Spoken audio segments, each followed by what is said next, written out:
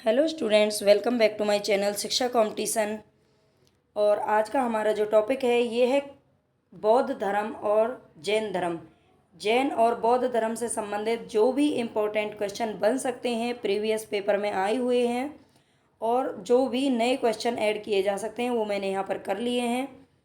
तो ये वीडियो आपके लिए बहुत ही हेल्पफुल रहेगी। और जो सीटेट का पेपर है जिनका 7 जुलाई को, उनके लिए तो ये रामबाण साबित होगी। और बाकी जो भी किसी भी परीक्षा में टॉपिक आने वाला है उन सबके लिए इम्पोर्टेंट है। तो प्लीज़ चैनल को सब्सक्राइब ज़रूर कर लेना और चैनल को लाइक कर देना, मतलब वीडियो को लाइक कर देना, चैनल को सब्सक्राइब ज़रूर कर लेना। तो चलते हैं हम अपने फर्स्ट क्वेश्चन की तरफ। मैं आपका ज़्यादा टाइम वेस्ट नहीं करूँगी। सबसे पहले हम देखते हैं यहाँ पर कपिल मेला किस धर्म से संबंधित है। तो ये है जैन धर्म से संबंधित। किससे है? जैन धर्म से संबंधित है। यानी कि आप ऐसे थोड़ा सा ट्रिक लगाइए। कपिल कपिल कौन है? मान लीजिए एक जैनी है। कौन है? जैन धर्म से संबंधित है कपिल। ठीक है, आप ऐसे मतलब कोई दोस्त है हमारा कपिल, और कपिल कौन है? जैन है। हमारा एक जैन फ्रेंड है जिसका नाम है कपिल। ऐसे आप करके थोड़ा सा मतलब कोरिलेट करके पढ़ें या फिर कुछ भी ट्रिक बना करके पढ़ें। क्योंकि जब हम दोनों को एक साथ देखते हैं ना, वहाँ पर जैन धर्म बौद्ध धर्म, तो हम कंफ्यूज हो जाते हैं। जो क्वेश्चन अच्छे से आते हैं उनमें भी कंफ्यूज होना वहाँ पर लाजमी है। तो इसीलिए आप थोड़ा सा कोरिलेट करके पढ़ें, अपने दोस्तों से लगा करके पढ़ें। महावीर स्वामी को किस नदी के तट पर ज्ञान प्राप्त हुआ था? तो ये हुआ था ऋजुपालिका। किस नदी के तट पर ज्ञान प्राप्त हुआ था? महावीर स्वामी को ऋजुपालिका नदी के तट पर ज्ञान प्राप्त हुआ था। आजीवक संप्रदाय के संस्थापक कौन थे? तो ये थे मखली गोसाल। आजीवक आजीवक यानी कि आजीवन क्या होता है? जीवन पर्यंत, मतलब पूरे जीवन भर।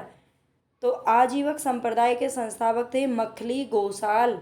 ठीक है, ये आप ध्यान रखेंगे। धर्म चक्र प्रवर्तन कहाँ किया गया था? तो ये किया गया था सारनाथ में।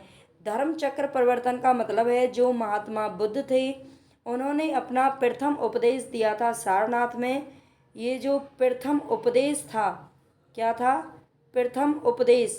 इसको किस शब्द से इसको संबोधित किया गया था? धर्म चक्र प्रवर्तन के नाम से।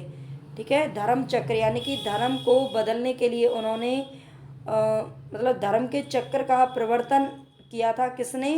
महात्मा बुद्ध ने अपने प्रथम उपदेश में। ऐसे आप थोड़ा सा समझ के पढ़ें। नालंदा महाविहार के अंतिम कुलपति कौन थे? तो ये थे राहुल श्रीभद्र।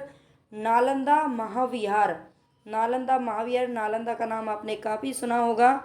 जो नालंदा यूनिवर्सिटी थी वो विश्व की सबसे पुरानी यूनिवर्सिटी मानी जाती है। तो उसके अंतिम कुलपति कौन थे? तो राहुल श्रीभद्र थे। ठीक है, ये आप ध्यान रखेंगे। किस धर्म को राष्ट्रकूटों का संरक्षण प्राप्त था? तो ये था जैन धर्म। जैन धर्म को राष्ट्रकूटों का संरक्षण प्राप्त था। अभी तक प्लीज़ जिन्होंने चैनल को सब्सक्राइब नहीं किया है वो सब्सक्राइब ज़रूर कर लेना। ज़्यादा से ज़्यादा वीडियो को शेयर करना, क्योंकि यहाँ से आपको हिंदी साहित्य और जीके की बहुत अच्छा कंटेंट आपको यहाँ से प्राप्त होगा आगे भी। और जो पीछे मैंने प्लेलिस्ट बना दी है, अगर आप सीटेट की तैयारी कर रहे हैं तो आप जो उसमें 30 नंबर का जो हिंदी आती है, हिंदी की प्लेलिस्ट, हिंदी साहित्य से जहाँ से 8-10 क्वेश्चन पूछे जाने हैं वो चैनल पर आपको मिल जाएगी। आप वहाँ से देख लेना, आपको सारे क्वेश्चन आ जाएंगे वहाँ से समझ में। तो चले हम आगे। प्लीज़ चैनल को सब्सक्राइब करना मत भूलना। और बुद्ध ने अपने सर्वाधिक उपदेश कहाँ पर दिए थे? पहला उपदेश दिया था सारनाथ में। और सर्वाधिक यानी कि सबसे ज़्यादा जो उपदेश दिए थे वो दिए थे श्रावस्ती में। कहाँ पर दिए थे? श्रावस्ती में दिए थे। ध्यान रखना है, दोनों अलग अलग चीज़ें हैं और अलग अलग ही इम्पोर्टेंट चीज़ें हैं। लुम्बिनी गौतम बुद्ध का जन्म स्थान था। यानी कि गौतम बुद्ध का जन्म कहाँ पर हुआ था? तो ये हुआ था लुम्बिनी के अंदर। और इसका समर्थन किसके एक अभिलेख से होता है? तो ये होता है अशोक। आप जानते हैं अशोक ने 13 शिलालेख खुदवाए थे। उनमें से एक अभिलेख से पता चलता है कि महात्मा बुद्ध का जन्म हुआ था लुम्बिनी के अंदर। यापनीय किसका एक संप्रदाय था? तो ये था जैन धर्म का यापनीय। ठीक है, यापनीय किसका संप्रदाय था? तो ये था जैन धर्म का। प्रारंभिक जैन साहित्य किस भाषा में लिखा गया था? तो ये तो लिखा गया था अर्धमागधी में। प्रारंभिक जो जैन साहित्य था, पहले प्रारंभिक का मतलब आप समझते हैं होंगे कि प्रारंभिक यानी कि पहले पहला, ठीक है। पहले पहला जो जैन साहित्य लिखा गया था वो अर्धमागधी में लिखा गया था और बाद में ये प्राकृत भाषा में लिखा जाने लगा।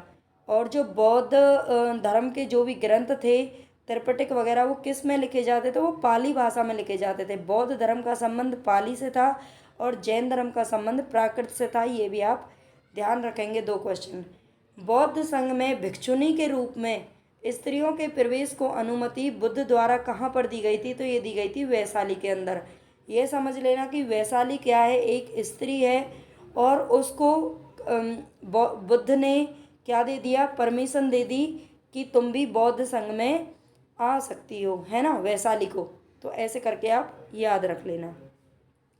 बौद्ध शिक्षा प्रणाली में कौन सी भाषा शिक्षा का माध्यम था? तो ये थी पाली भाषा और इसी में ही बौद्ध धर्म के जो भी ग्रंथ लिखे गए थे वो पाली भाषा में ही लिखे जाते थे और इनका जो शिक्षा का माध्यम था वो भी पाली भाषा था और इनके जो भाषण दिए जाते थे, मतलब भाषण उपदेश वगैरह, वो भी पाली भाषा में ही दिए जाते थे। यानी कि बौद्ध का जो संबंध था वो पाली भाषा से था, ऐसा आप याद रखेंगे। बुद्ध की मृत्यु जहाँ हुई थी वह स्थान अब कहाँ पर है? तो ये उत्तर प्रदेश के अंदर है। आप जानते हैं बुद्ध की मृत्यु कहाँ पर हुई थी? कुशीनगर में हुई थी और ये कहाँ पर है? उत्तर प्रदेश के अंदर है। भारतीय कला में बुद्ध के जीवन की किस घटना का चित्रण मृग सहित चक्र द्वारा हुआ है? तो ये हुआ है प्रथम उपदेश का। यानी कि जो प्रथम उपदेश इन्होंने दिया था सारनाथ में, उस घटना का जो चित्रण किया गया है वो किया गया है मृग सहित चक्र के द्वारा, ठीक है। मतलब ऐसे कोई भी एक चक्कर बना दो और उसमें क्या रख दो? मृग को रख दो। मृग मतलब ऐसे करके, मतलब ये तो क्यों मृग तो नहीं बना, कुछ और ही बन गया ऐसे, मतलब मृग उसके अंदर है। और विदेशी राजा जिसने समुद्रगुप्त से अनुरोध किया था कि उसे भारत में बौद्ध विहार बनाने की अनुमति दी जाए, तो वह कौन था? ये था मेघवर्मन। कौन था? मेघवर्मन एक विदेशी राजा था और उसने समुद्रगुप्त से मतलब अनुमति मांगी थी, किसके लिए? बौद्ध विहार बनाने के लिए भारत में, ठीक है। ये थे मेघवर्मन। बुद्ध के जीवन की किस घटना को महाअभिनिष्क्रमण के रूप में जाना जाता था? उनका गृह त्याग।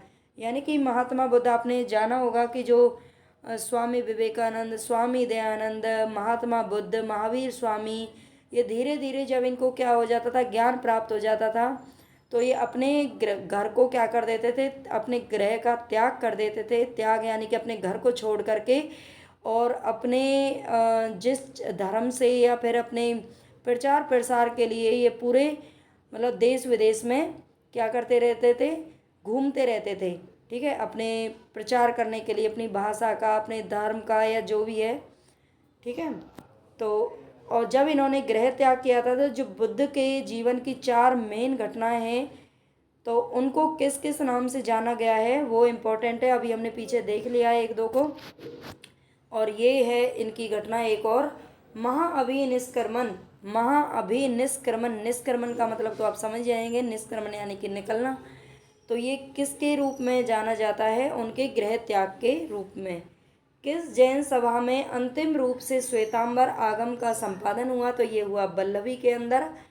किस जैन सभा में अंतिम रूप से श्वेतांबर आगम का संपादन हुआ? आप जानते हैं कि जो जैनों की सभाएं हुई थी, 4 सभाएं हुई थी मुख्य रूप से, और उसमें श्वेतांबर आगम का संपादन हुआ था वल्लभी में, जो जैन सभा हुई थी। किस शासक के सिक्कों पर संकर्षण एवं वासुदेव दोनों अंकित हैं? तो यह अगाथोक्लीज। कौन है? अगाथोक्लीज एक शासक थे और उन्होंने अपने सिक्कों पर संकर्षण एवं वासुदेव दोनों को अंकित करवाया था। मिलिंद पन्हो किस भाषा में रचित ग्रंथ है? तो ये पाली ग्रंथ है, पाली भाषा में रचित ग्रंथ है। कौन सा? मिलिंद पन्हो। त्रिपिटक क्या है? तो त्रिपिटक है बुद्ध के उपदेशों का संग्रह। बुद्ध के उपदेशों का जो संग्रह है वो त्रिपिटक में किया गया है। सुत्त पिटक, विनय पिटक, यानी कि जो तीन इनके ग्रंथ थे, उनको एक नाम दिया गया था त्रिपिटक, जिसको सुत्त पिटक, विनय पिटक, अभिधम्म पिटक कहा जाता है। और उन तीनों के अंदर क्या क्या चीज़ें हैं वो भी आपको याद रखनी है। शून्यता के सिद्धांत का सर्वप्रथम प्रतिपादन करने वाले बौद्ध दार्शनिक कौन है? तो ये थे नागार्जुन। नागार्जुन का नाम आपने सुना होगा, ये हिंदी साहित्य में भी आते हैं नागार्जुन, लेकिन वो अलग हैं, वो कवि हैं। और ये हैं शून्यता के सिद्धांत का सर्वप्रथम प्रतिपादन करने वाले बौद्ध दार्शनिक कौन है? तो ये नागार्जुन है, अलग हैं। अफगानिस्तान का बामियान किसके लिए प्रसिद्ध था? तो ये बुद्ध की प्रतिमा के लिए प्रसिद्ध था। अफगानिस्तान का बामियान किसके लिए प्रसिद्ध है? बुद्ध की प्रतिमा के लिए। बहुत बड़ी वहाँ पर प्रतिमा बनाई गई है। बुद्ध की खड़ी प्रतिमा किस काल में बनाई गई थी? तो ये बनाई गई थी कुषाण काल में। ये ध्यान रखेंगे आप, बुद्ध की खड़ी प्रतिमा बनाई गई थी कुषाण काल में। ज़्यादातर आप जहाँ भी देखेंगे महात्मा बुद्ध की बैठी हुई प्रतिमा देखेंगे, लेकिन खड़ी प्रतिमा कब बनाई गई थी? कुषाण काल में बनाई गई थी। किस बौद्ध ग्रंथ में संघ जीवन के नियम प्राप्त होते हैं? तो ये विनय पिटक में होते हैं। अभी मैंने आपको बताया था, बौद्ध ग्रंथ जो महात्मा बुद्ध के उपदेशों का जो संग्रह है वो इन तीनों ग्रंथों में किया गया है। और विनय पिटक में उनके संघ जीवन के नियम प्राप्त होते हैं, विनय पिटक में। ठीक है, विनय नियम ऐसे आप याद रख लेना, विनय नियम। ठीक है। उत्तर प्रदेश, एक मिनट,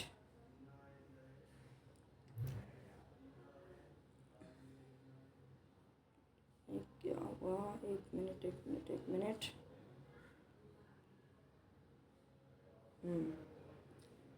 तो चलते हैं आगे। किस बौद्ध ग्रंथ में संघ जीवन के नियम प्राप्त होते हैं? तो आपने देख लिया है, विनय पिटक में हुए हैं। और उत्तर प्रदेश में जैनियों और बौद्धों दोनों को प्रसिद्ध तीर्थस्थली कौन सी है?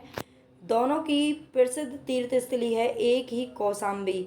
यानी कि जो कौशाम्बी है वो जैनों के लिए भी और बौद्धों के लिए भी, जो जैन धर्म से संबंधित हैं और जो बौद्ध धर्म से, उन दोनों की प्रसिद्ध तीर्थस्थली है कौशाम्बी के अंदर, जो कि उत्तर प्रदेश में पड़ती है। और एक बार फिर आपसे मैं रिक्वेस्ट करती हूँ, प्लीज़ जिन्होंने चैनल को सब्सक्राइब नहीं किया है सब्सक्राइब ज़रूर कर लेना, वीडियो को शेयर कर देना। जो भी CTET, UP TET, REET, RPSC किसी की भी तैयारी कर रहे हैं एग्ज़ाम की, उनके लिए बहुत अच्छा कंटेंट यहाँ से मिलेगा। लेकिन क्या है कि बच्चे सपोर्ट करना नहीं चाहते हैं, सब्सक्राइब करना नहीं चाहते हैं, बस देख लिया और छुट्टी हो गई। ऐसा ना करें, प्लीज़ चैनल को सब्सक्राइब करें।